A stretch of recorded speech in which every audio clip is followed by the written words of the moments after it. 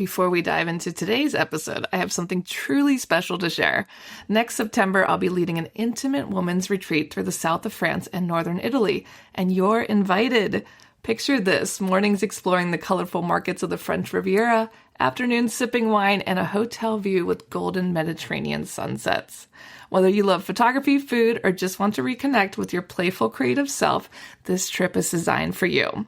Spots are limited, so if all this sounds like your kind of adventure, please visit tourwithabsolutely.com and look for the tour France and Italy with Crystal. You can also send me a message or check out the show notes.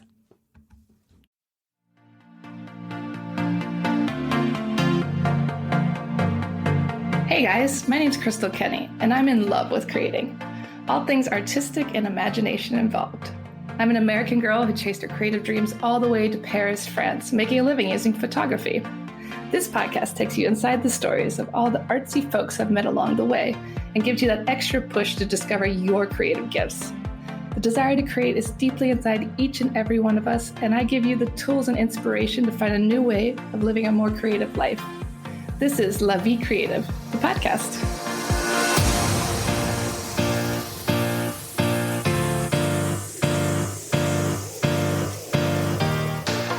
Claudine Hemingway is a descendant of famed writer Ernest Hemingway. We bumped into each other at a party and decided to team up and dive deep into French history, but with a twist, by bringing a spotlight to those lesser-known creatives in France. This is History with a Hemingway. Hey guys, thanks so much for listening. If you want more bonus material and to support the show, head on over to patreon.com/La Vie Creative.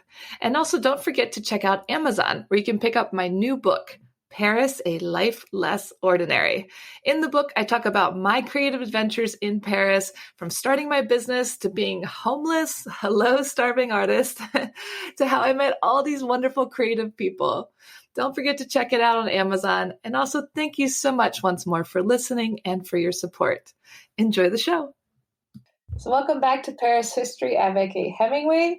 Today we are talking about another American in Paris. She was actually a painter and a printmaker, and she came from Pennsylvania originally, but she called Paris home for many years. And we were talking about before I hit the record button that maybe she left Pennsylvania because she was bored, because I said boring. But Pennsylvania can be a great state as well, but not as great as France, maybe. I'm from Maryland. That can be boring too. Anyway, we are talking about Mary Cassatt today, and I'll let Claudine take it over from there. Yeah, Mary Cassatt, as we said, she was an American painter that went to Paris, and I kind of felt like we couldn't really talk about Mary So and some of these other women without also talking about Mary Cassatt, because she was right up there in the list with alongside Mary So as one of the greatest Impressionist women painters. So we'll get started. So I love it. Mary Cassatt, yes, she was born in Pittsburgh in a town named Allegheny, which hopefully I'm saying that right. And Allegheny. Yeah. My French, sometimes my learning French really messes up with other words.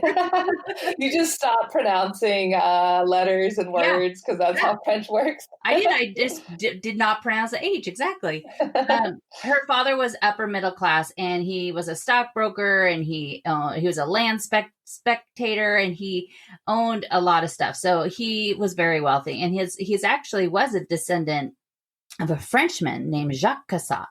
And so they had a lot of money. Her mother, Catherine, she came from a very well-off banking family. So, Mary came from she had a very wealthy, very, very, very wealthy parents. And her mom, Catherine she came from a banking family, and she was very well educated. And so she believed that her daughter should also be very well educated. And this is, Mary was born on May 22nd, 1844. So again, we're talking about another time ago where it wasn't really looked at as women should be, doing that. They shouldn't be that educated.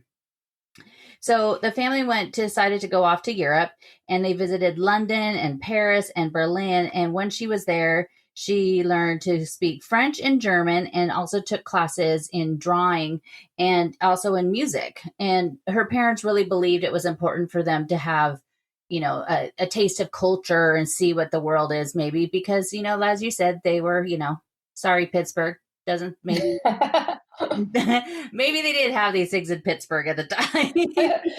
Unsure. I mean, we always have to remember America is a very young country, so we can't hate on it too much because we are both American too.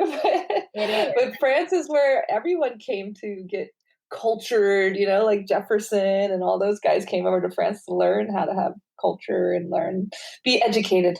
Yeah, I mean, that was, the epicenter of art was, Europe and architecture and everything. So, of course, who wouldn't want to go? It's still the same. Exactly. Yes. So in 1855, she was just 11 years old, and they went to the World's Fair. And at the World's Fair, she saw the paintings of Delacroix, Ingres, Corot, Courbet, and Degas. And it kind of just changed her life forever. At this point, she's seeing this art, and she's just like, oh my gosh, this is, where has this been all my 11 years of my life? So I miss this. We missed this. So, but sadly, they all went back to Pittsburgh. And she constantly told her parents that she wanted to take art lessons, and her father really was against the idea. And her mom was, kind of okay with it, but kind of not okay with it. And at 15 years old, she actually enrolled in the Academy of Fine Arts. So I guess they did jump on board at the end of it all. They did, yeah. They did get on board a little bit, but they were worried because, here at the school, it was all these feminists and they were all these, bohemian, crazy, people. And they were dangerous. Worried about the effect that they would have on their, poor, innocent, sweet daughter. That corrupt her brain. Yeah. The bohemians of the 1860s. So I kind of envision when I hear that, I think of like the 1960s. And like hippies and like, yeah, I don't think it was probably the same at all, but no. As a student, women weren't allowed to see live models. They weren't allowed to sketch models. And they would never actually be allowed to graduate. It was almost more like, they're just taking this fun class at the, local community college, and it's not really going to mean anything. So that's sad. Yeah, it's very sad. So she was really frustrated because, it was such a stunted education that she could only get so much. And so she ended up leaving the school, and she decided to teach herself to paint, and she used all the masters. So she was looking at, these books with these pictures, these paintings of Titian and all these other people. And she was teaching herself to paint. She was determined. She's very determined. And so by the time she got to age 22 in 1866, she decided she was going to move to Paris. And her parents, weren't exactly thrilled about this, but they said, that you could go, but your sister's coming with you. You're not going by yourself. And so these two young girls take off to Paris in 1866. And she got there, but she, also couldn't enroll in the École des Beaux-Arts there because they weren't, they'd only take like one or two women a year at that period of time. And even those, it was very hard to even get to be those one or two women. Yeah. So she kind of kept looking around, and she found Jean-Léon Gérôme, and he was an academic artist, and he would be her very first teacher. And he was like, if you look up the list of the people he taught, he is like a huge list of artists that he had in his studio, that he counted as students, that he would, many of them there's huge names you would know today. So she, just like Bert Morisot, she would spend a lot of time in the Louvre under Gérôme's guidance, because women couldn't go in there by themselves and, set up as copyists. They had to have somebody with them. Yes, chaperone. Yeah, had to have chaperones with them. So, but the nice thing is that once they were in there, because women at the time weren't allowed to go to a cafe by themselves without a man, they didn't have a way to really, mix and mingle with these other artists. And at the time, women artists were a very small fraction. So, it wasn't the girls' art club. Yeah, there was no like hangouts. Like you can go to tea time, you're not allowed to paint. Yeah. They didn't have Thursday night with, the ladies got together, and talked about painting. So, the being in the Louvre was their way to kind of, mix and mingle with each other. And she was able to talk to, she got to talk to Bert Morisot. She got to talk to Manet. She got to talk to a lot of these other artists. when she was there, which was really, which was a great boom for her. Yeah. So in 1868, she decided to study under Thomas Couture, who also was one of Manet's first teachers. Oh, wow. I love how she was just like hanging around the Louvre looking for a mentor. I know. Yeah. Oh, hey, Manet, what's up? Yeah, let's be friends. And Manet, this is the same studio where Manet met Victorine when we talked about her from one of our earlier podcasts, and was in Thomas Couture's atelier. So at this time, the Paris art world was starting to go through a bit of an upheaval, because the Salon, it was all the stuff with the Salon at the time, where, the Salon was the huge art show that they would have every year, where everything was curated and voted on. And it was, that was the way to be able to get your painting seen and purchased. And so a lot of times, if you go to any of the museums, say you go to the Louvre, and if you look at the info card, it will say Salon 1864 or something like that. So sometimes the state would actually buy the paintings there. Art aficionados would come and buy paintings there. So it was it was pretty much the only way at the time to really make it as an artist, to be able to be seen. Mm-hmm. So, but they were kind of having a hard time with the Impressionists at the time. So, and they weren't accepting their quote unquote new style of paintings. So Courbet was being Courbet, as he was, and kind of was always against anything anybody was trying to tell him, which, I appreciate. But so, and it was always just this big fight between the academic painters and the Impressionists, which at the time, the Impressionists weren't, really even known as the Impressionists. It was just this other group of like, you're painting these crazy paintings that, when I get up close to it, it doesn't look like anything. I have to stand back. And why are you doing this? And why are you doing that? And you're not using the, classical form of all these things. So it was a little bit, starting to really take its toll on the art world there. And then the Franco-Prussian War starts. So in 1870, the Franco-Prussian War starts, and poor Mary has to go back to Pennsylvania. Oh, no. That just sounds like so sad. Paris to Pennsylvania. Yes. So, but her father, loved her and supported her, but he would not pay for anything that was in regards to art. He would not buy her supplies.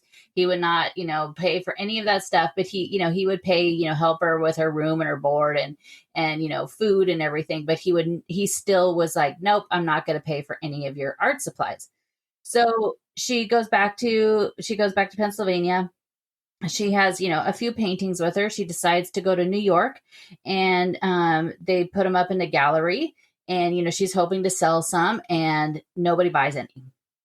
So nobody wanted any of her paintings. And so I know, then she goes to Chicago, and her timing was horrible, because she goes to Chicago, and because she just was like, Pennsylvania has no culture. There's nothing that was inspiring her, which, girl, I totally understand. I mean, if you like cows. Yeah. I mean, if I'm inspired by, trees and grass from the 70s, then this is great. But she was on her way to Chicago. So she's on her way to Chicago. She takes all of her paintings. She puts them on display. And then it's the 1871, the Great Chicago Fire, which perfect timing, swept through basically all of downtown Chicago, burning almost every building. I just was there in November, where my friend Debbie lives, and she was like, "Oh, those two buildings right there are like the only ones that basically survived." Wow! So does that mean all her paintings were burned too? All of her paintings were burned. So all the ones that she had taken. So she, of course, the poor thing is just, I mean, how could you not be completely like, what am I doing with my life? That's the time I would give up. Yeah, but she kept going, because she ended up meeting this Roman Catholic bishop named Michael Dominic of Pittsburgh, and he commissioned her to do 2 copies of a Caravaggio paintings that were in Italy. And so he gave her enough money for her to go back to Europe, so she could go to Italy, stay there for a while, do everything she needed to do, create these 2 copies of the painting. So Mary was back in Europe. Mary's good at making connections. Talk about a hustler. I know, she was quite the hustler for the time. So definitely a hustler. she goes to Europe. She's in Italy for a while. Then she goes to Madrid, and where she discovers Velasquez, who was also one of Manet's very favorites. It had a huge influence on his paintings as well. And then she even goes to Antwerp for the summer, and Rome, and then she finally makes her way back to Paris in 1874. And good for her. Yeah, she did it. And at the point she was a little disheartened by Paris. She kind of didn't completely, fall in love with it. It was, probably, she wasn't doing so great the first time she was there. She was having a hard time, getting her footing in with with the art community. She's not selling anything. So of course, it's going to be a little difficult.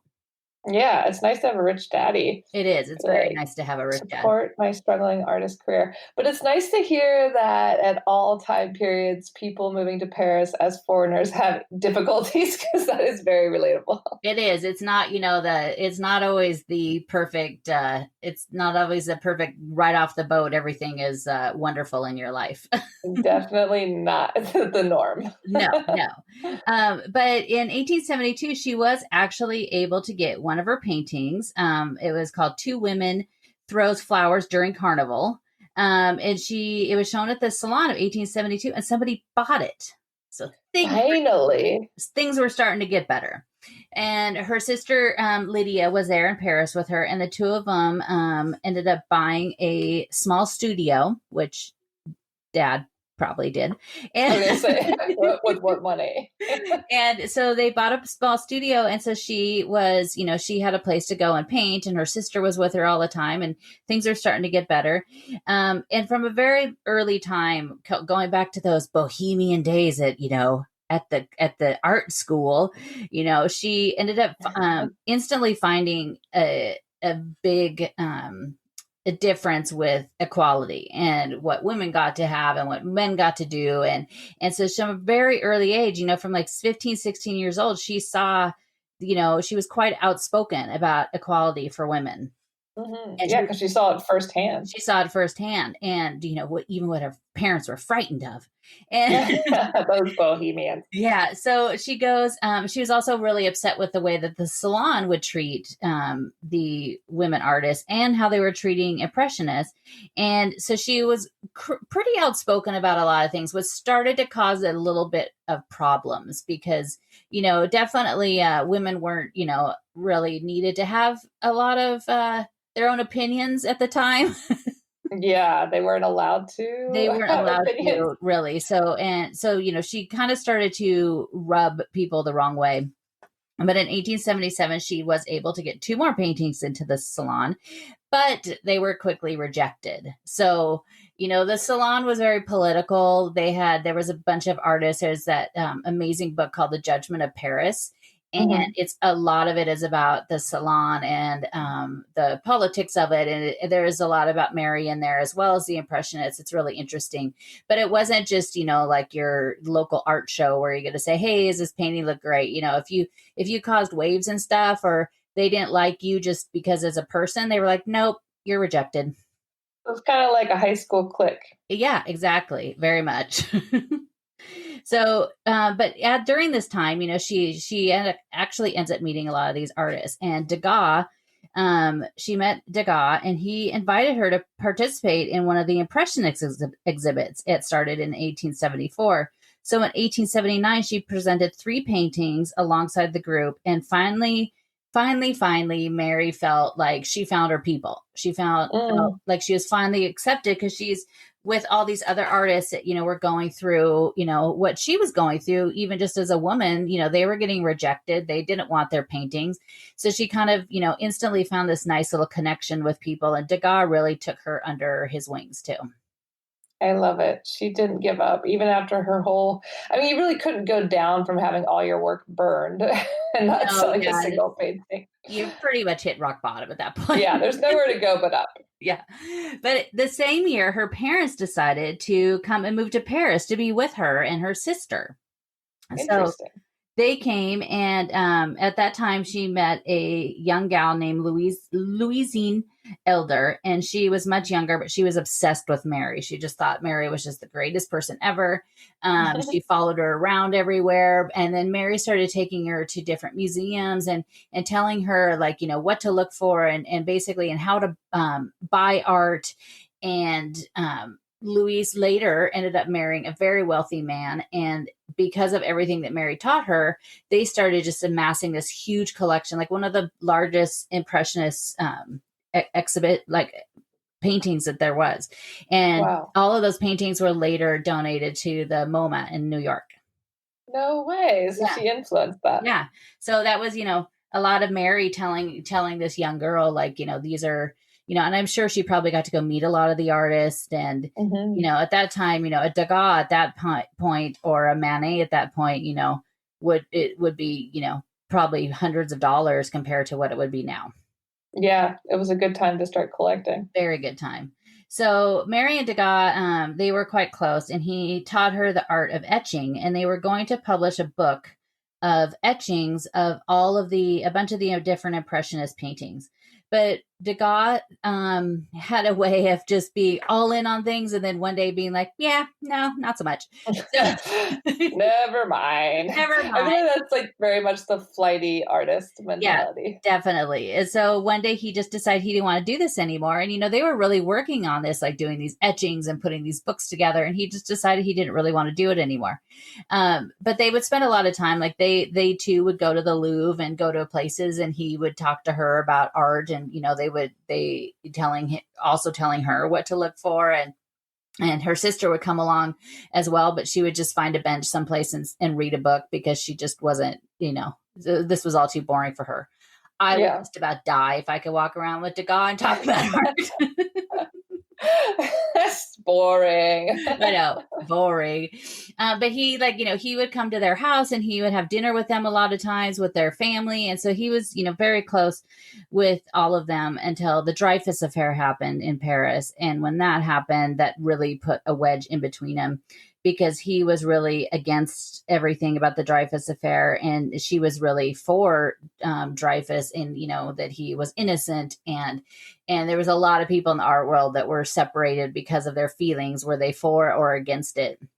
And so she definitely, you know, being, you know, the one that wants to stand up for, you know, the rights of everyone and equality. She was definitely on the side of Dreyfus when Degas wasn't. And so it kind of put a little wedge into their relationship. Sounds like Trump today. Exactly. So at the Impressionist exhibit later on that year, Courbet actually was one who paid to underwrite to be able to have the exhibition. And at this one, she had 13 paintings and sold 11 of them. That's amazing. Get it, girl. I know, she was really doing it. But critics thought her images were, you know, way too bright and too realistic. And, you know, if you, I'll post pictures of her art on my Facebook or my website. But there are definitely some of them, if you didn't look and see that it was her name, you would look and think it was a Manet. There's one very specific painting where you're like, oh, that's a Manet. Like, no. Wow. So she definitely had a huge influence from Manet. She also had a huge influence from Degas, because later everything got a lot softer and a lot more pastel colors, which is, you know, very Degas. But she, you know, Mary also, you know, you've probably noticed I've never mentioned there was any sort of a man in Mary's life.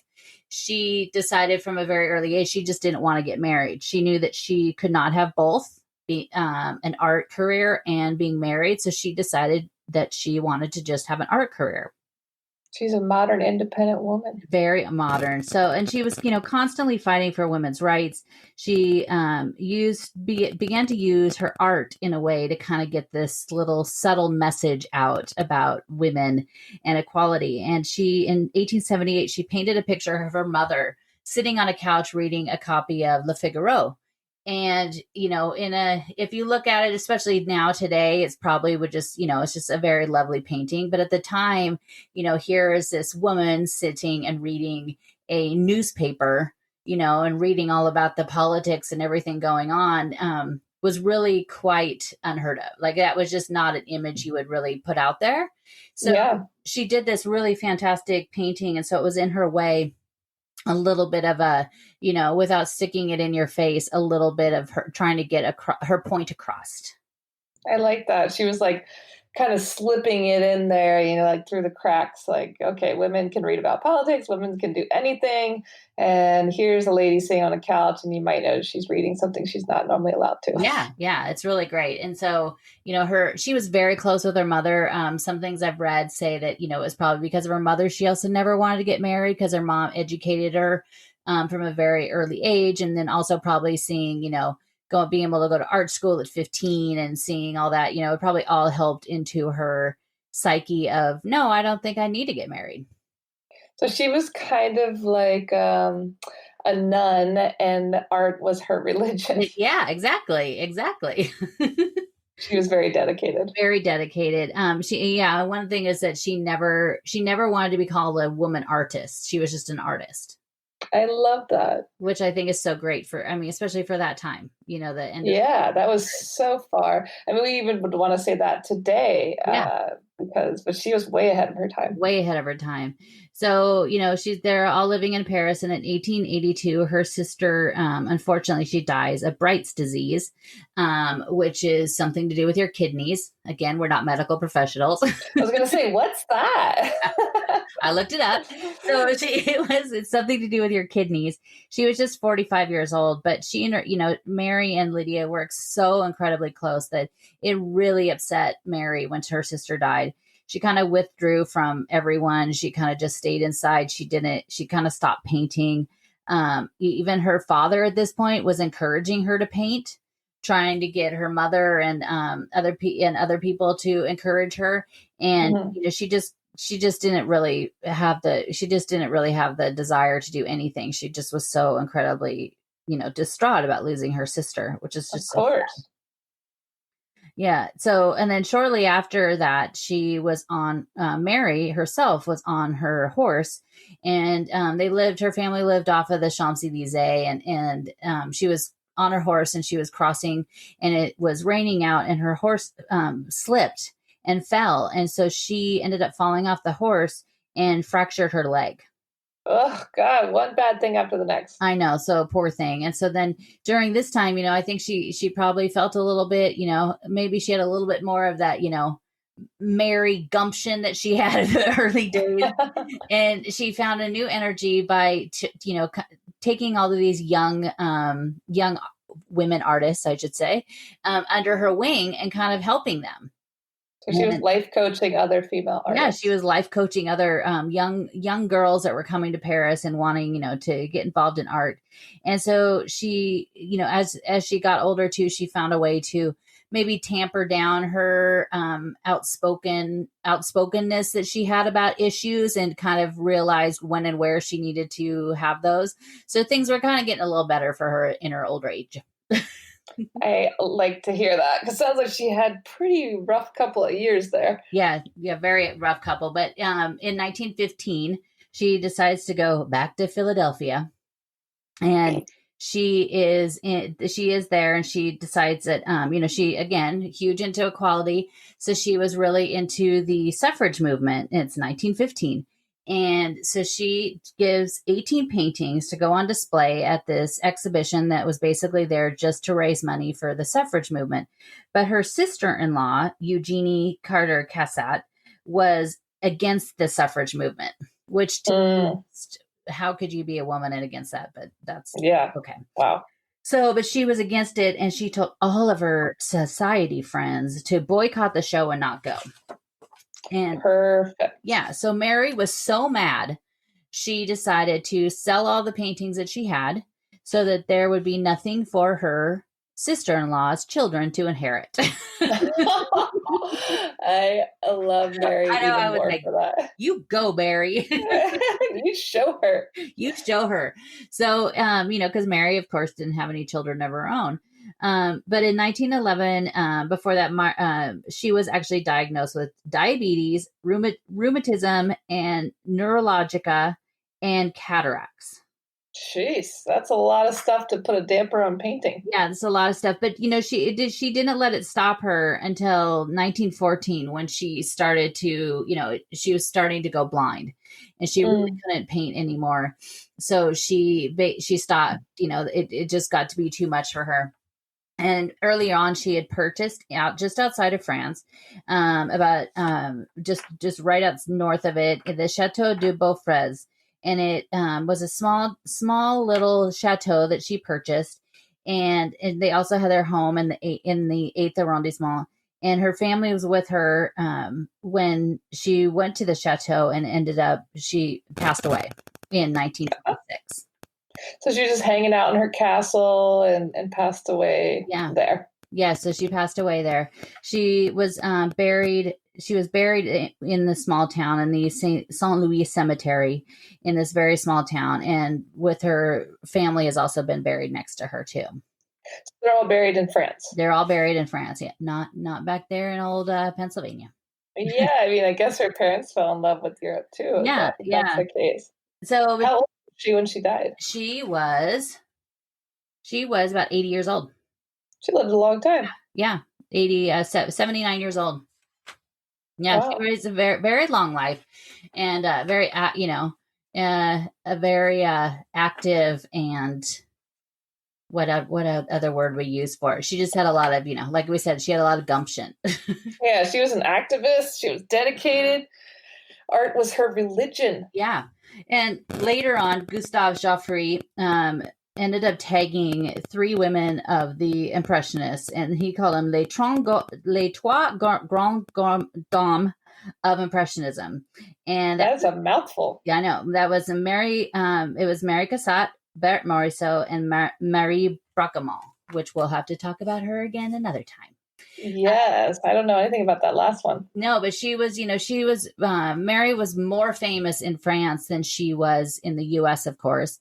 And later on, in 1904, the French awarded her with the Legion of Honor for her advising and spreading the world of art, of French art, to the U.S. and around the world. I love it. I love when France recognizes Americans.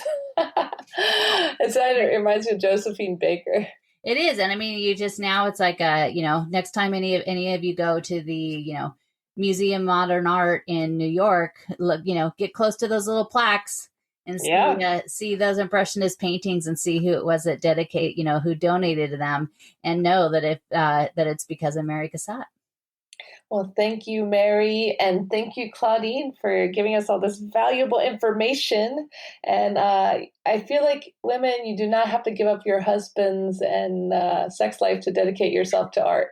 That's a little extreme, but I do admire her dedication. Yeah, she was pretty fantastic lady.